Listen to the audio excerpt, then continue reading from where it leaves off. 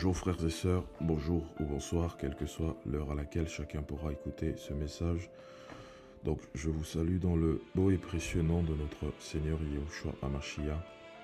Voilà, donc je vais simplement m'acquitter d'un devoir, partager une pensée que le Seigneur met fortement dans mon esprit depuis le début de cette semaine. Donc nous sommes le vendredi 12 décembre 2025. Donc je vais simplement prier et rentrer dans le vif du sujet. Seigneur, merci pour ta grâce, merci pour ta présence, merci pour ta miséricorde. Merci pour ton esprit, Seigneur, qui nous fortifie. Père, je prie que tu me conduises, Seigneur, tout au long de ce partage. Papa, ma prière est que ta présence, Seigneur, Père, qui délie ma langue, Adonai, me conduise à retransmettre, Seigneur, fidèlement ce message, Père.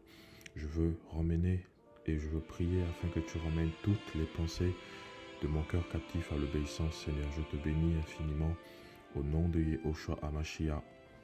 Amen. Donc, frères et sœurs, j'ai simplement à cœur de nous partager une pensée, une forte pensée que le Seigneur met dans mon cœur depuis plusieurs jours.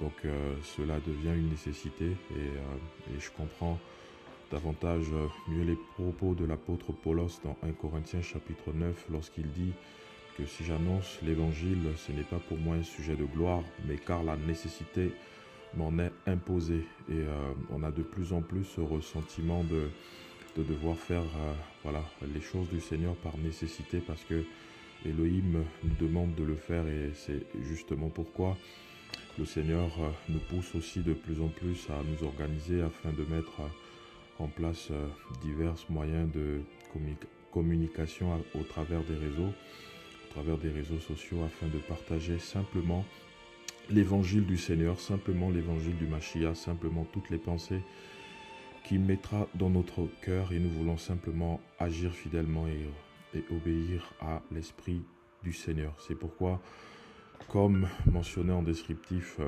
de ce média, nous ne sommes pas la vitrine d'une dénomination ou d'un ministère quelconque. Nous voulons simplement, en tant que disciples du Seigneur, partager l'évangile du Maître afin que nous puissions être encouragés et édifiés. Donc je vais simplement prendre un passage, je vais prendre un passage dans Marc chapitre 14. Donc l'évangile selon Marc chapitre 14 à partir du verset 60. Donc Marc chapitre 14. Seigneur, conduis-nous au nom de Yahushua Hamashiach. Marc chapitre 14 à partir du verset 60 à 61. Donc je vais faire la lecture.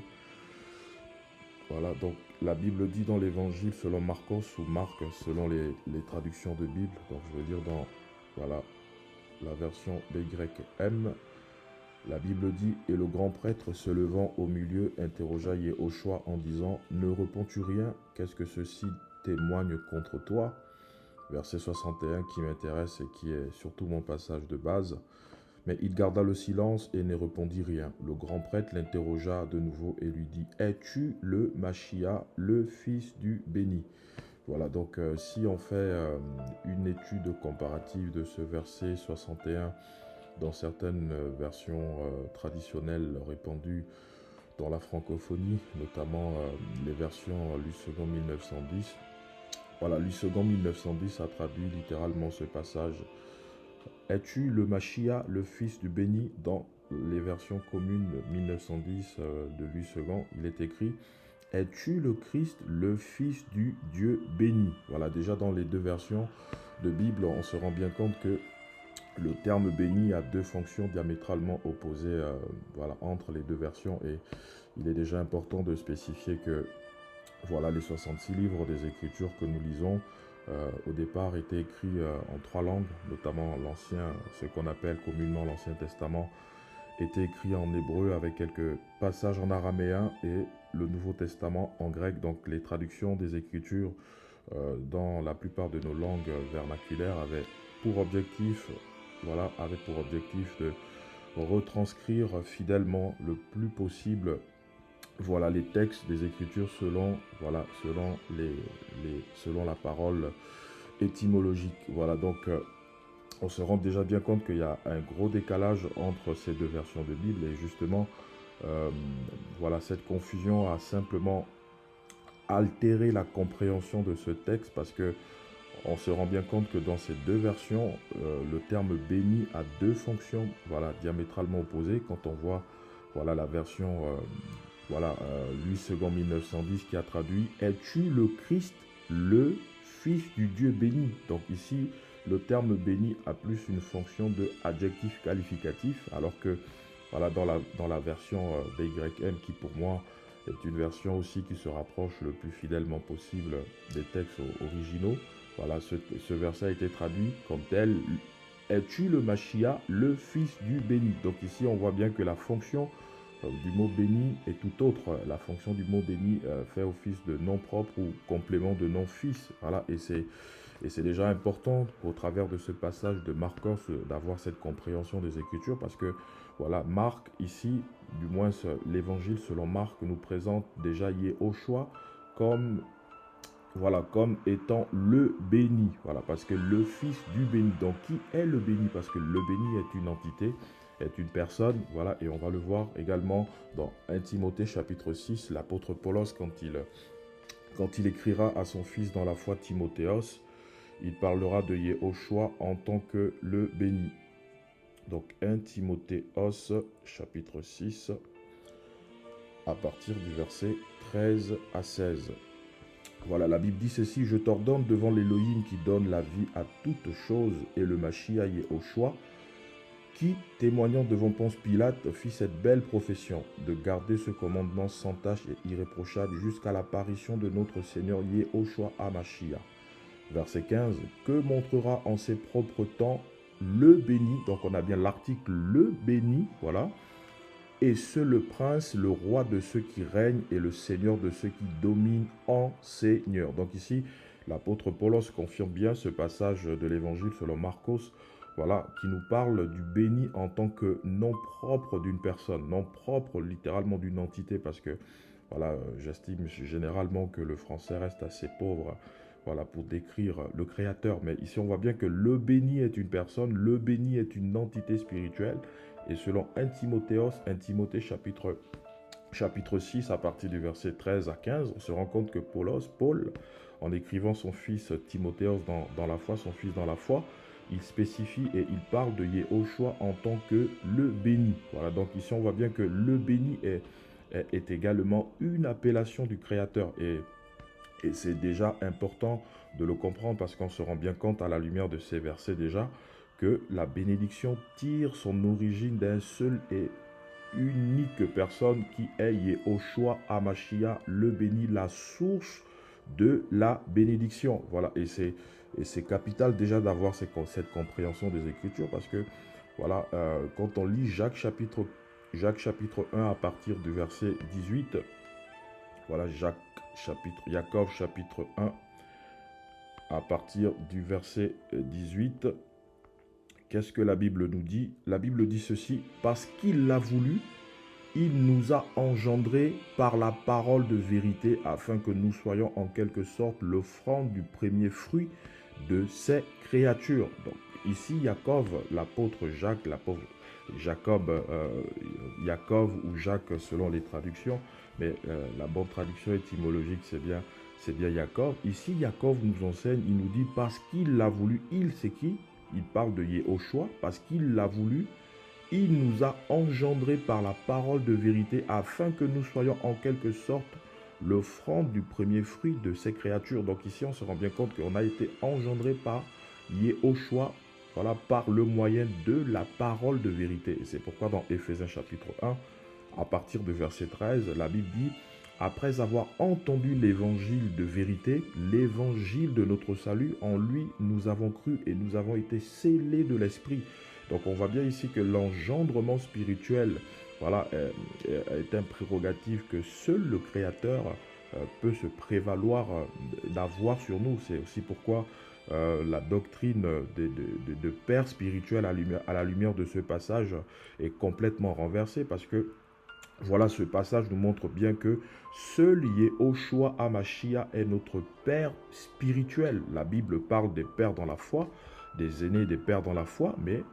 à la lumière des Écritures, la notion de Père spirituel ne concerne que Yehoshua, parce que c'est lui qui nous a engendrés en tant que fils. En esprit, nous avons été engendrés par la parole de vérité. Voilà, donc c'est pourquoi le Seigneur disait aux disciples, n'appelez personne d'autre que celui qui est dans les cieux, votre Père. Voilà, le Pater, le géniteur. Donc on a un seul et unique géniteur en esprit, c'est Yehoshua Hamashiach. Or, on se rappelle, et au travers de tous ces textes déjà qu'on a lus depuis le début de ce passage, on se rend compte que le béni est une appellation également de Yehoshua. Donc si Yehoshua, en tant que le béni, voilà, nous a engendrés spirituellement, cela voudrait dire littéralement que nous, en tant que fils du béni, en tant que descendant, voilà, en tant que enfant du béni, nous avons également hérité de la bénédiction en partage. Et c'est déjà capital de le comprendre. C'est pourquoi, quand on lit Éphésiens chapitre 1 à partir du verset 30, la Bible dit que béni soit le Elohim des esprits, voilà, qui nous a bénis de toutes sortes de bénédictions spirituelles dans les lieux célestes en Yehoshua. Donc ça veut dire que, voilà, Yehoshua, en nous engendrant, en engendrant la génération, voilà, des fils que nous sommes, voilà, le Seigneur a communiqué à cette génération la bénédiction en partage, voilà. Et c'est très important de le comprendre parce que même physiquement, quand, voilà, parce que scientifiquement, on nous enseigne que, voilà, un enfant, quand il reçoit l'ADN de ses parents, ben, il n'est pas rare, en fait, que la personne, l'enfant, voilà, justement, il reçoit les mêmes attraits physiologiques et physiques de ses parents. Voilà, donc, il n'est pas rare de voir, voilà, les mêmes gènes, voilà, qui sont chez le père ou la mère, le géniteur, voilà, ou la génitrice d'un enfant. Il n'est pas rare de voir, voilà, ces mêmes gènes en fait se caractériser, se matérialiser chez un enfant. Et l'apôtre Pétros justement le confirme bien dans 1 Pierre chapitre 1 à partir du verset 18, lorsqu'il parle de la vaine manière de vivre que nous avons hérité de nos pères. Voilà, il est vrai ici qu'il parle aussi et avant tout voilà, d'un héritage spirituel, mais on conviendra bien avec moi également que voilà, on ne reçoit pas qu'un héritage spirituel de nos parents, on a aussi des attraits de caractère, la manière de se comporter. Donc, si on fait un parallèle avec Yehoshua, le béni qui engendre une génération que j'appelle la génération bénie, ben, on est aussi censé manifester ce même comportement, ce même trait de caractère du Seigneur qui est la bénédiction. Voilà, c'est pourquoi la bénédiction fait partie, voilà, de notre héritage en tant que fils de lumière, en tant que fils du béni Yehoshua. C'est voilà, c'est capital de le comprendre parce que voilà, quand on lit les Écritures, on se rend bien compte que la malédiction de base était la conséquence du péché. On peut le voir dans Deutéronome chapitre 18. Seigneur, merci pour ta grâce et ton esprit. Deutéronome chapitre 18. Voilà, on se rend bien compte qu'à la lumière des Écritures, la malédiction était la conséquence de la désobéissance au Seigneur. Deutéronome chapitre 28 à partir du verset 15. Le Seigneur dit ceci, Deutéronome chapitre 18 à partir du verset 15. Le Seigneur dit ceci, s'il arrive que tu n'écoutes pas la voix de Yod et Waf et ton Elohim, Yahweh ton Elohim, pour garder et pratiquer tous ses commandements et ses statuts que je t'ordonne aujourd'hui, voici toutes les malédictions qui viendront sur toi et qui t'atteindront. S'il arrive que tu n'écoutes pas la voix de Yod et Waf et Yahweh ton Elohim, pour garder et pratiquer tous ces commandements et ces statuts que je t'ordonne aujourd'hui, voici toutes les malédictions qui viendront sur toi et qui t'atteindront. Donc on se rend bien compte que voilà, la malédiction est la conséquence directe du péché, de la désobéissance à l'égard du Seigneur et à l'égard de sa parole. Mais en aucun cas, Yahweh ne maudit parce que en lui, en lui ne réside que la bénédiction. Et c'est pourquoi, quand on lit les évangiles, la Bible dit que partout où le Seigneur passait, il faisait du bien autour de lui. Donc ça veut dire que nous, en tant qu'enfants engendrés du béni, on est censé également avoir, frères et sœurs, la bénédiction en partage. Et c'est pourquoi le Seigneur disait justement aux disciples dans l'évangile de Matthieu, il disait, bénissez vos ennemis. Il disait, bénissez vos ennemis. Voilà, le Seigneur demandait aux disciples d'aimer leurs ennemis et de bénir ceux qui les maudissaient. Voilà, c'était ça la bonne traduction du texte. Voilà. Aimez vos ennemis et bénissez ceux qui vous maudissent. Voilà. Ça veut dire que quand on est confronté à des situations où des personnes peuvent nous calomnier, peuvent médire sur nous, peuvent dire des fausses accusations sur nous, le Seigneur nous demande de les bénir. Parce qu'en nous, il n'y a et il n'est censé avoir que la bénédiction en partage. Voilà, c'est très important parce que dans Malachie chapitre 2, à partir du verset 7, le prophète Malachie disait « Car les lèvres du sacrificateur doivent garder la science, et c'est de sa bouche qu'on demande la Torah, car il est un messager de Yod et Wav et Tsevaot, Yahweh Tsevaot. » Voilà, dans Malachie chapitre 2, à partir du verset 7, « Car les lèvres du sacrificateur doivent garder la science. » Il y a d'autres versions qui ont traduit ça par « Les lèvres du sacrificateur proclament des bénédictions. » Voilà, les lèvres du sacrificateur proclament, doivent garder la science, car la Bible dit, car il est un messager de Yahweh Tsevaot. Voilà, parce que de la même bouche, comme dit Jacob, dans Jacques chapitre 3, de la même bouche ne peut pas sortir la bénédiction et la malédiction, frères et sœurs. C'est complètement paradoxal. Et en tant qu'enfant du Seigneur, en tant que fils de la lumière, le Seigneur nous demande de bénir même nos ennemis, même ceux qui nous maudissent. Voilà, c'est déjà très important de comprendre cela parce qu'on se rend bien compte que malheureusement, la calomnie est en train de gangréner beaucoup d'assemblées dans ces temps de la fin. Beaucoup d'enfants du Seigneur sont touchés par l'esprit de la calomnie qui est en train de frapper beaucoup d'assemblées. Alors que la calomnie a la même racine que le blasphème. Quand on lit Éphésiens chapitre 4,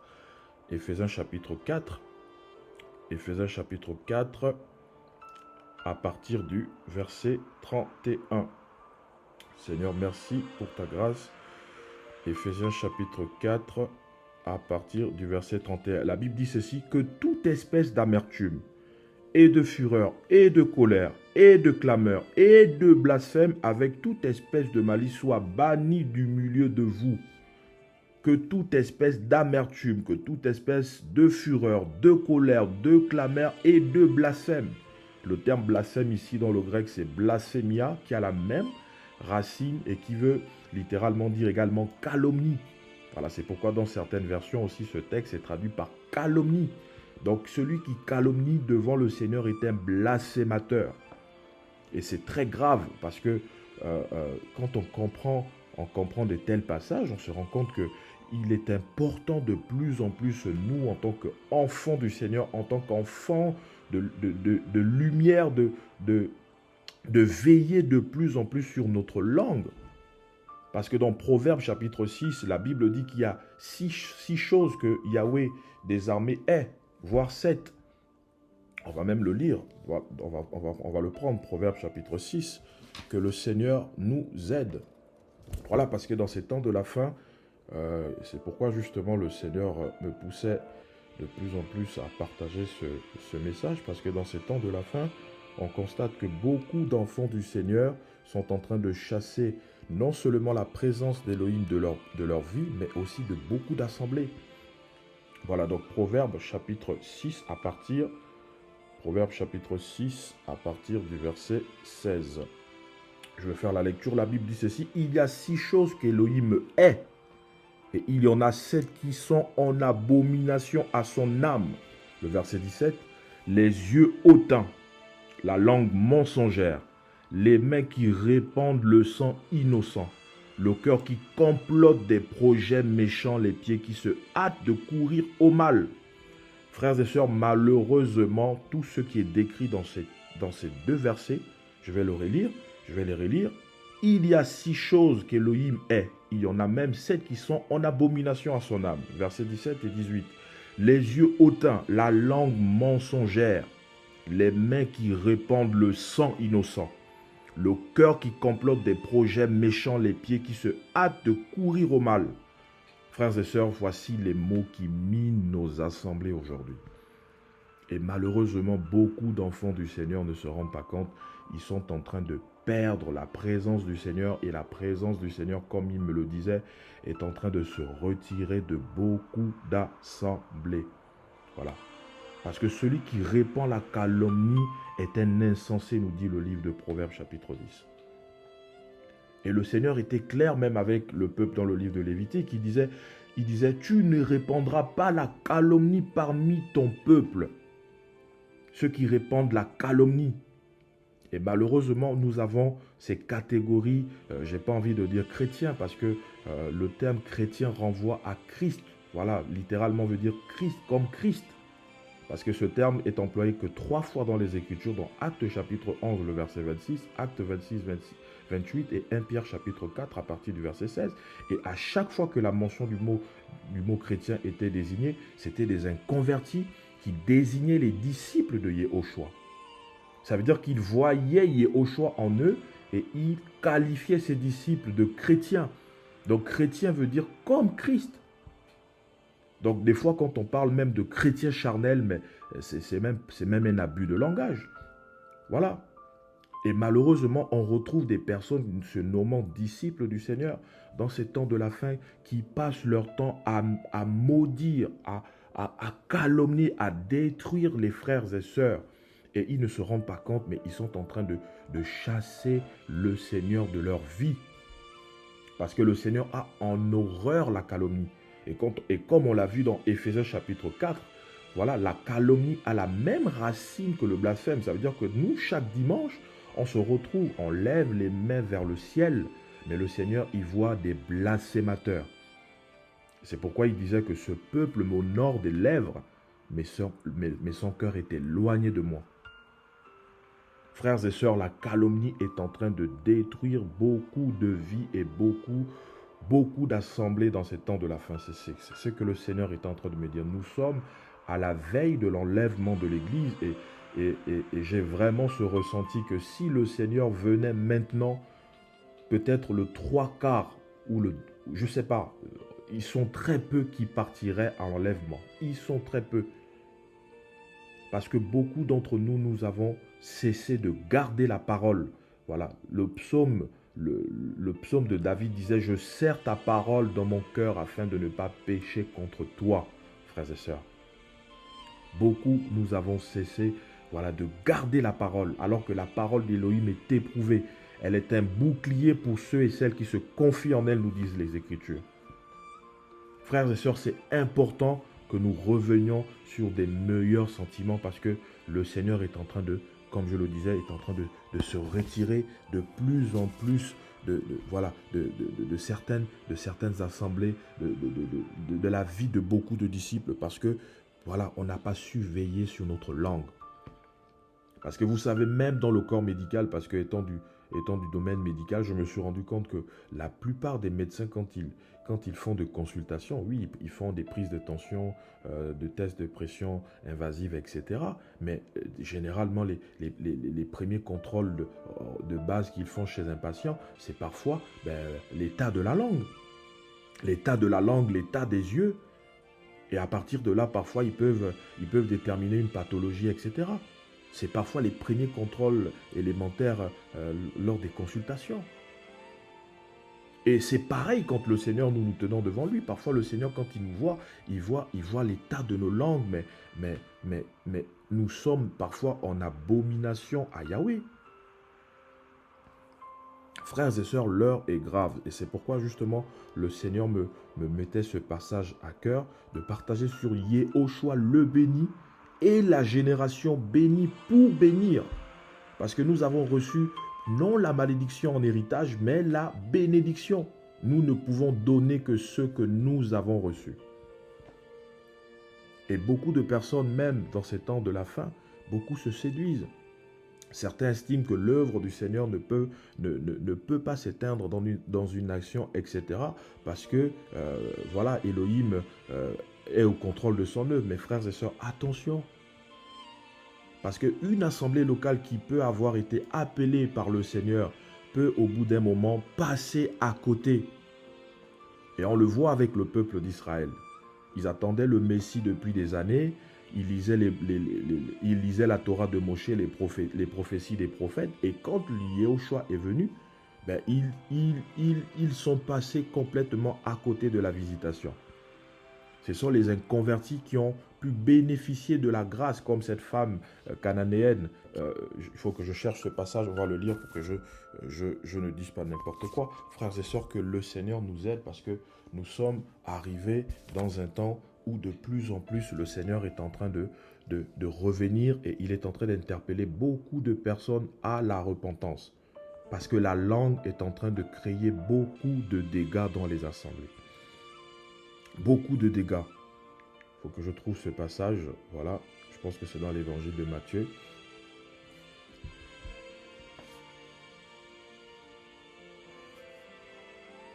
Que le Seigneur nous aide.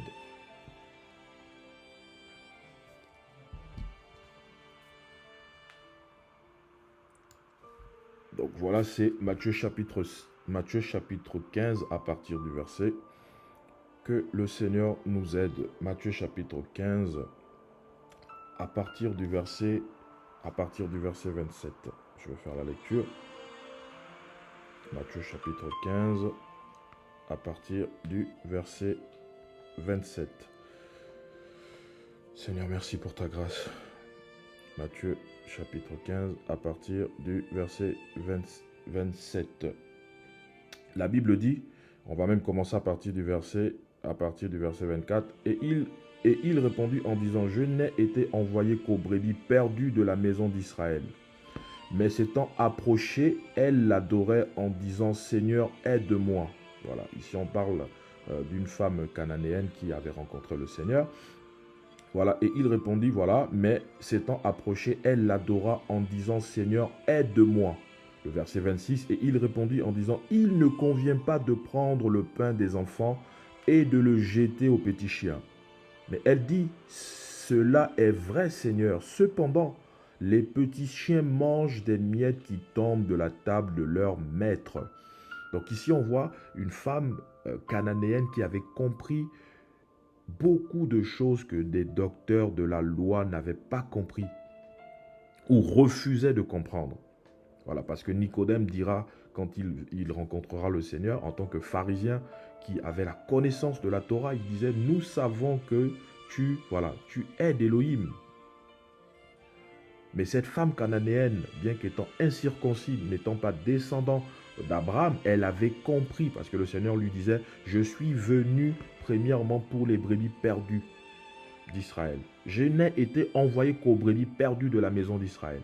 Elle disait, oui Seigneur, c'est vrai, littéralement c'est comme si elle disait au Seigneur, oui, c'est vrai, tu es venu pour le peuple d'Israël, mais les petits chiens, voilà, parce qu'elle le dit, elle répondit, il ne convient pas, mais elle dit, cela est vrai Seigneur, cependant les petits chiens mangent des miettes qui tombent de la table de leur maître. Donc oui, c'est vrai, tu es venu peut-être pour le peuple juif, mais oui, moi Seigneur, je veux saisir le temps de ma visitation. Donc ça veut dire que le Seigneur est venu, voilà, pour son peuple. Il a accordé la loi, il a accordé la connaissance à beaucoup de des docteurs de la loi à l'époque, mais c'est une femme incirconcis, méprisée du peuple qui avait compris qui était le Mashiach et qui avait su toucher son cœur surtout. Et c'est complètement le contraste que nous sommes en train de constater, c'est que plus on avance, plus malheureusement avec un tel message, avec un tel message que le Seigneur nous a confié, voilà, pour ces temps qui sont les derniers, beaucoup de chrétiens, beaucoup de personnes, beaucoup d'assemblées, même localement, sont en train de passer à côté à cause, voilà, d'une méconduite, à cause d'un comportement inapproprié aux yeux du Seigneur. Parce que comme je disais tantôt, c'est un piège de croire que, voilà, oui, le Seigneur, il tient son œuvre et son œuvre n'échouera jamais dans chaque nation. Ça, c'est vrai. Mais il ne faudrait pas qu'on oublie, frères et sœurs, que le Seigneur travaille toujours avec le reste. Et le reste ici, c'est des personnes qui ont gardé fidèlement la parole. Et on le voit à la lumière des Écritures quand on regarde les 7 assemblées de livres de l'Apocalypse. Tous étaient dans la région de l'Asie mineure, qui est représentée par la Turquie aujourd'hui. Toutes les 7 assemblées de livres de l'Apocalypse étaient en Asie mineure. Que ce soit l'église de Smyrne, de Sardes, de Philadelphie, de Laodicée, Éphèse, etc. Toutes ces assemblées étaient en Asie mineure, qui est, comme je disais tantôt, la représentation aujourd'hui de la Turquie. Mais combien d'assemblées avaient véritablement gardé la parole du Seigneur? Combien parmi les 7, notamment seuls 2, avaient gardé fidèlement la parole du Seigneur? L'église de Smyrne et l'église de Philadelphie. Mais pourtant, toutes les 7 assemblées étaient dans la même région et toutes les 7 assemblées avaient commencé avec le Seigneur, avec la présence du Seigneur. Parce que quand on lit Apocalypse chapitre 1, à partir du verset 13, Yohanan, quand il a été ravi au ciel par le Seigneur sur l'île de Patmos, au verset 13, il dira qu'il a vu Yehoshua qui marchait au milieu de 7 chandeliers d'or.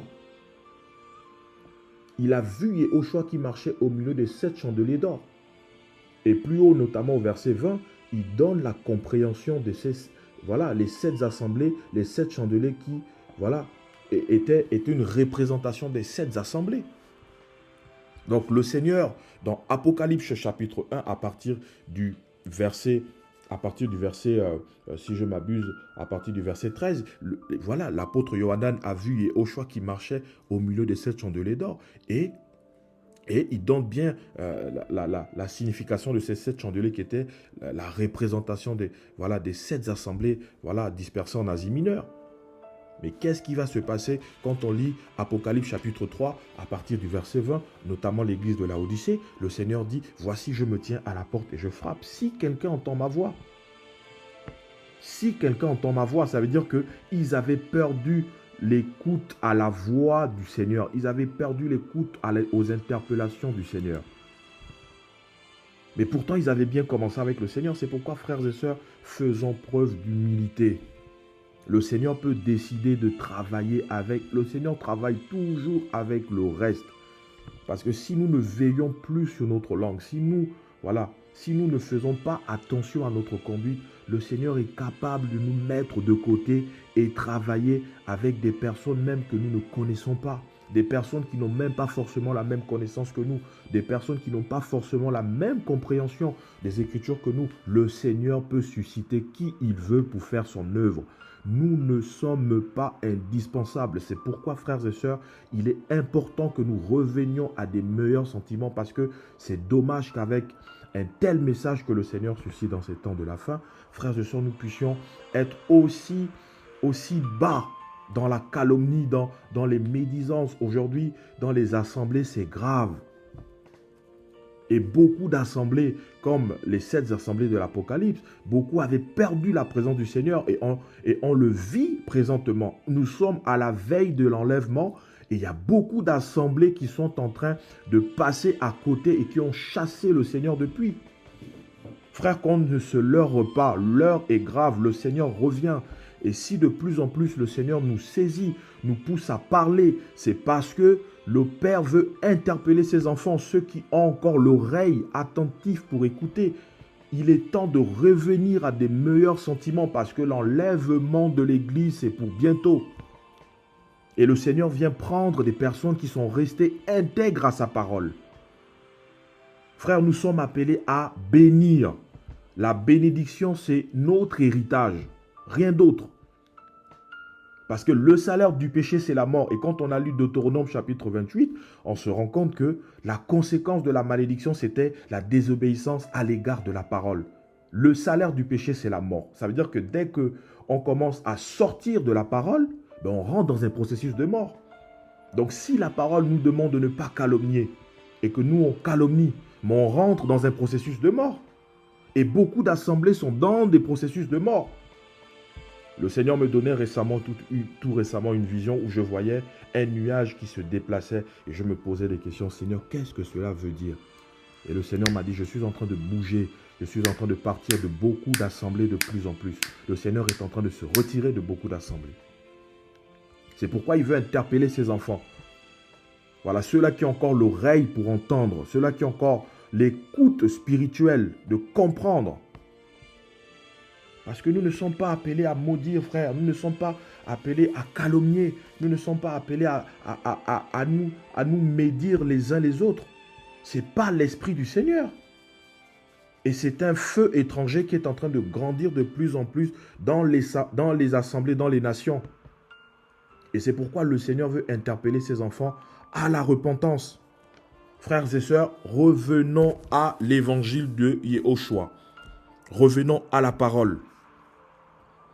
Voilà, la Bible dit que si tu te rappelles que ton frère a quelque chose contre toi, ça veut dire qu'à plus forte raison, si c'est toi qui as quelque chose contre ton frère, laisse ton offrande, l'image de l'adoration, laisse ton offrande et va te réconcilier avec ton frère. Pourtant, ça fait partie des bases de l'évangile. Un père dans la foi qui nous a précédés dans le royaume, David Wilkerson, il disait « Nous vivons une triste époque où nous devons encore ou aussi évangéliser les évangélistes. Nous vivons une triste époque où nous devons aussi évangéliser les évangélistes, des personnes qui ont la connaissance, des personnes qui ont la loi, les gens du livre. On vit cette époque où on doit rappeler aux enfants du Seigneur les bases de la foi. Si tu te rappelles que ton frère a quelque chose contre toi, laisse ton offrande et va te réconcilier avec ton frère. Donc c'est si tu te rappelles qu'il a quelque chose contre toi. À plus forte raison si c'est toi qui as quelque chose contre ton frère. Mais qu'est-ce que nous constatons aujourd'hui?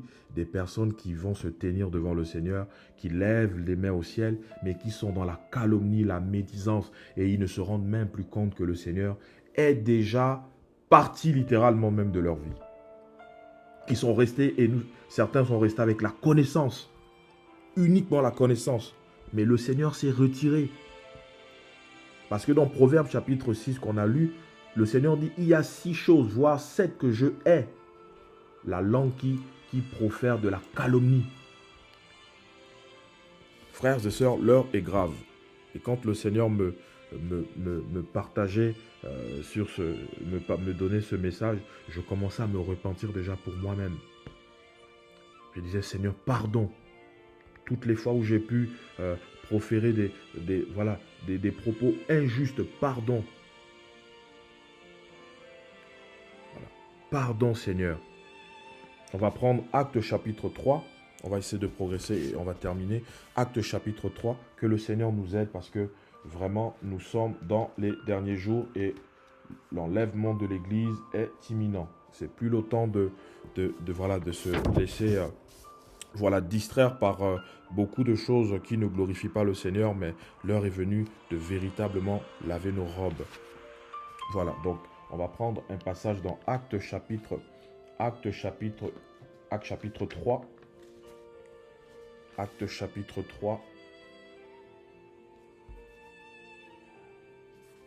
Donc, Actes chapitre 3. Donc, Actes chapitre 3 à partir du verset 25. La Bible dit, vous êtes les fils des prophètes et de l'alliance, le testament qu'Élohim a fait avec nos pères, en disant à Abraham, toutes les familles de la terre seront bénies en ta postérité. C'est à vous, premièrement, qu'Élohim, ayant suscité son fils Yéhoshua, l'a envoyé pour vous bénir, en détournant chacun de vous de ses méchancetés. Voici l'objectif de la bénédiction. Je vais relire ce texte là. Voilà, c'est à vous premièrement. Voilà, c'est à vous premièrement qu'Élohim, ayant suscité son fils Yéhoshua, l'a envoyé pour vous bénir en détournant chacun de vous de ses méchancetés. Voilà, le mot se détourner ici. Voilà, quand on va dans son étymologie grecque, il veut dire apostropho qui veut dire littéralement remettre une épée ou remettre son épée au fourreau. Donc celui qui bénit, voilà, remet son épée voilà, il remet son épée au fourreau, celui qui bénit. Tu ne peux pas bénir et en même temps maudire, c'est pas possible. Tu ne peux pas bénir et en même temps attaquer, tu ne peux pas. Non, c'est pas ce que la parole du Seigneur nous enseigne. Parce que ce terme veut dire littéralement renoncer à la violence ou à l'affrontement. Donc celui qui bénit renonce à l'affrontement et renonce à la violence. Donc tu ne peux pas, c'est pourquoi, encore une fois, l'apôtre Jacques dit, mais de la même bouche ne peut pas sortir la bénédiction et la mal. C'est pas possible, d'une source pure ne peut pas jaillir quelque chose d'impur. C'est quoi l'esprit de plus en plus qui est en train d'animer les chrétiens dans ces temps de la fin? Les chrétiens sont devenus des champions à maudire. C'est impressionnant. C'est impressionnant. Et même quand on lit Romains chapitre 12 à partir du verset 19, généralement quand on parle, voilà, c'est même un passage aussi qui est très mal même compris voilà, au sein de la chrétienté. Parce qu'on a cru, on va le lire, voilà, Romains chapitre 12. Romains chapitre 12. Romains chapitre 12. Seigneur, merci pour ta grâce. Romains chapitre 12 à partir du verset 19. Romains chapitre 12 à partir du verset 19. La Bible dit ceci. À partir du verset 19. Ne nous vengeons pas, ne vous vengeons pas vous-même, mes bien-aimés, mais donnez lieu à la colère, car il est écrit, à moi la vengeance, moi je rendrai, dit le Seigneur. Si donc ton ennemi a faim, donne-lui à manger. Et justement, on a l'explication du verset 19 au verset 20. Si donc ton ennemi a faim, donne-lui à manger. S'il a soif, donne-lui à boire. Car en faisant cela, tu amasseras des charbons de feu sur sa tête. Généralement, on a cru, voilà, qu'amasser des charbons ardents sur la tête de nos ennemis, c'était simplement de demander le jugement du Seigneur sur nos ennemis. Alors qu'à la lumière de ce texte, quand on creuse ce passage, on se rend compte que la compréhension de ce texte est tout autre. Voilà. La compréhension de ce texte est tout autre parce que déjà, le feu à la lumière des Écritures a plusieurs significations. Il peut symboliser la présence du Seigneur, il peut symboliser le jugement, mais le feu également est une image de la purification. Selon Zacharie chapitre 13 à partir du verset 9. Le feu aussi est une image de la purification. Et ce texte de Romains chapitre 12, voilà quand le Seigneur dit, si donc ton ennemi a faim, donne-lui à manger, s'il a soif, donne-lui à boire, quand en faisant cela, tu amasseras des charbons de feu sur sa tête. Amasser des charbons ardents de feu sur la tête de nos ennemis veut dire littéralement provoquer un vif sentiment de honte et de repentir chez cette personne.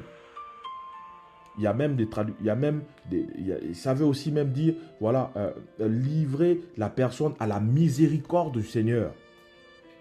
Voici ce que ça veut dire, amasser des charbons ardents sur la tête de nos ennemis.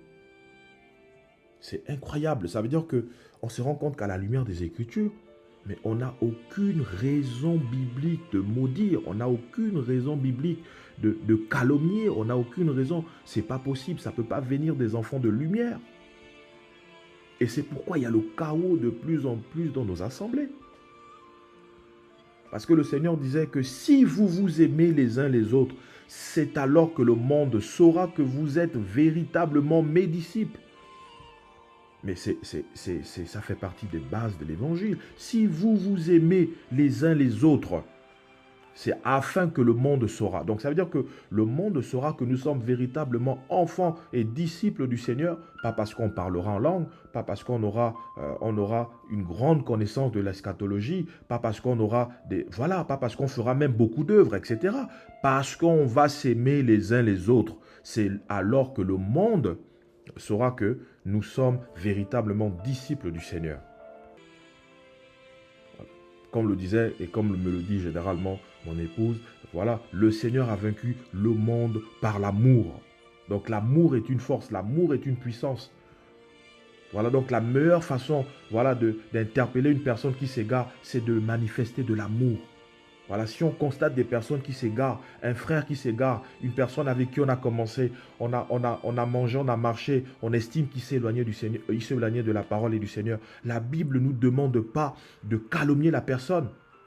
La Bible nous demande de manifester de l'amour à l'égard de cette personne, de prier pour cette personne.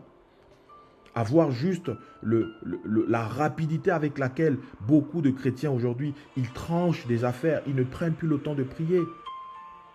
Même 1 heure pour demander au Seigneur quelle est ta volonté, c'est quoi ta volonté, c'est quoi ta pensée. Beaucoup ne le font plus. Dans notre génération, on a très peu d'enfants du Seigneur, voilà, qui ont une personnalité. Beaucoup, comme je dis, malheureusement, c'est des suiveurs. Voilà, c'est des suiveurs. Yod et Wav et l'Élohim d'Israël devant lequel je me tiens est vivant, frères et sœurs. Il est important de revenir à l'évangile parce que le Seigneur est en train de se retirer de beaucoup de vies et beaucoup ne se rendent plus compte. Ils sont comme Marthe, ils sont dans l'activisme. Ils sont partout sauf aux pieds du Seigneur pour se rendre compte de leur état. Beaucoup de disciples dans ces temps de la fin sont distraits, ils sont dans des calomnies. Et une fois, le Seigneur m'avait donné un songe où j'étais en train de parler avec un autre frère qui se tenait dans un autre continent. Voilà, moi je suis en France, voilà, sur un continent, au niveau du continent européen. Voilà, le frère en question, il vivait loin de l'Europe. Et il me parlait des histoires qui se passaient en Afrique. Et quand je me suis réveillé, le Seigneur m'a dit, c'est l'esprit là qui est en train de travailler. Il est en train de me raconter des choses, voilà, concernant un pays africain. Il m'a raconté des anecdotes, etc. Et je lui disais, mais d'où tu sors cette information, toi qui es dans un autre continent, comment tu fais pour avoir de telles informations? Et le Seigneur, à mon réveil, m'a dit, voici l'esprit qui est en train de travailler et qui est en train de détruire les assemblées, l'esprit de la calomnie. Frères et sœurs, revenons à Yehoshua parce que la nuit est avancée et le jour approche. Voilà, je vais terminer par ce passage de Marc chapitre 9. Plutôt, on va prendre Luc chapitre 9. Voilà, Luc chapitre 9, autant pour moi. Donc, Luc chapitre 9, à partir du verset 54, je crois que je vais terminer par ce texte. Que le Seigneur nous aide. Yehoshua le béni et la génération bénie pour bénir, frères et sœurs. Voilà, nous sommes établis pour bénir. La mission de l'Église, c'est bénir. L'Église, c'est le sel de la terre. Voilà, c'est le sel de la terre, l'Église. Voilà, notre rôle, c'est de manifester l'amour du Seigneur, c'est de manifester la miséricorde du Seigneur. Donc, Luc chapitre 9, à partir du verset 54. La Bible dit, il a pris sous sa protection Israël. 54, attendez, excusez-moi. Voilà, je suis trompé, donc c'est Luc chapitre 9, j'étais au chapitre 1. Donc Luc chapitre 9 à partir du verset 51, voilà. La Bible dit, or il arriva comme les jours où il devait être enlevé s'accomplissait, qu'il affermit sa face pour aller à Jérusalem. Et il envoya devant lui des messagers qui se mirent en route et entrèrent dans un village des Samaritains afin de préparer pour lui. Verset 53. Mais ils ne le reçurent pas parce que sa face était dirigée vers Jérusalem. Verset 54. Et voyant cela, les disciples Jacob et Yohanan dirent, Seigneur, veux-tu que nous disions que le feu descende du ciel et les consume comme l'a fait aussi Élia? Verset 55. Mais se tournant, il les réprimanda d'une manière tranchante et disant, vous ne savez pas de quel esprit vous êtes. Voilà, donc voici une autre histoire encore assez interpellante.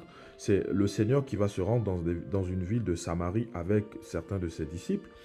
Et ils avaient été mal reçus. Et qu'est-ce qui va se passer? C'est que les disciples, voilà, les disciples avaient voulu invoquer, comme au temps d'Élia, le feu pour consumer les Samaritains. Et quels étaient les propos du Seigneur face à cette demande des disciples? Mais se tournant, il les réprimanda.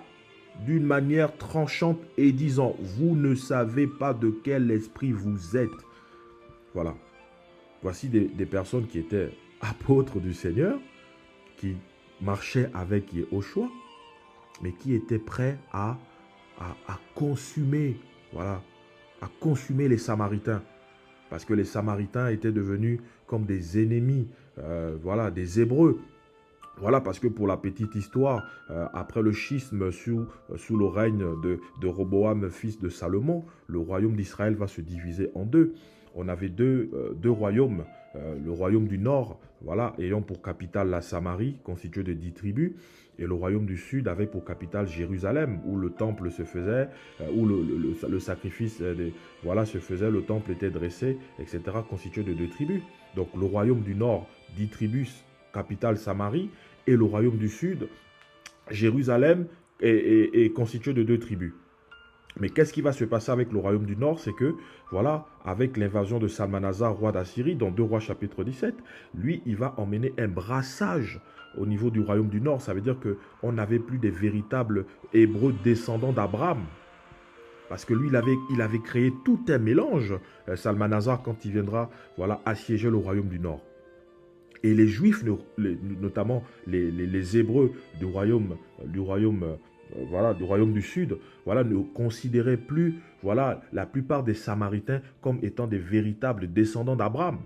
Et c'est pourquoi, justement, ils voulaient limite les consumer. Et le Seigneur leur dit quoi? Mais se tournant, il les réprimanda d'une manière tranchante et disant, vous ne savez pas de quel esprit vous êtes. Le verset 56, car le Fils d'humain n'est pas venu pour perdre les âmes des hommes, mais pour les sauver. Ainsi, ils allèrent dans un autre village. Frères et sœurs, le Seigneur n'est pas venu pour perdre les âmes. Le Seigneur est venu pour sauver.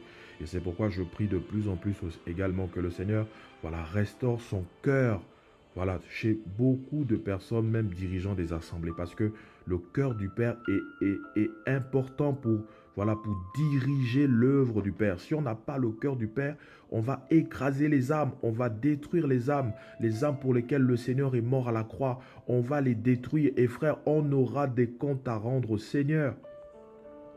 Rien ne restera impuni. Ce qu'on sème, on le récolte, nous dit la parole.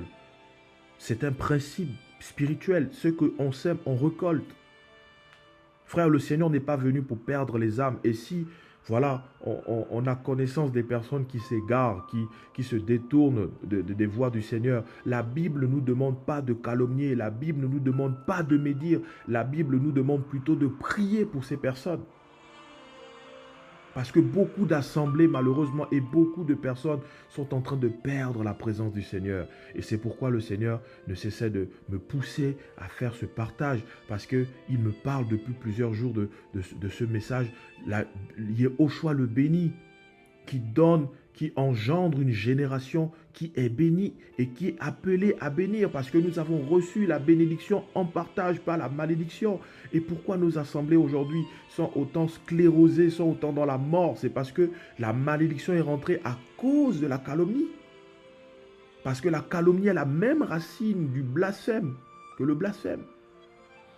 Frères et sœurs, revenons à l'évangile, revenons à Yehoshua. La nuit est avancée, le jour approche et le Seigneur est en train de venir. Et la Bible nous demande de nous dépouiller des œuvres de ténèbres. Voilà, frères et sœurs, c'était ce message que je voulais simplement partager avec vous. Que le Seigneur, voilà, parle à nos cœurs, qu'il nous garde, qu'il se souvienne de nous au dernier jour, parce que nous croyons que le retour du Seigneur est imminent. Et ma prière est que ce jour ne nous trouve pas dans la désolation, que ce jour ne nous trouve pas dans la honte, que ce jour ne nous trouve pas dans l'opprobre. Nous voulons nous préparer au retour du Seigneur. Frère, bientôt l'enlèvement de l'Église.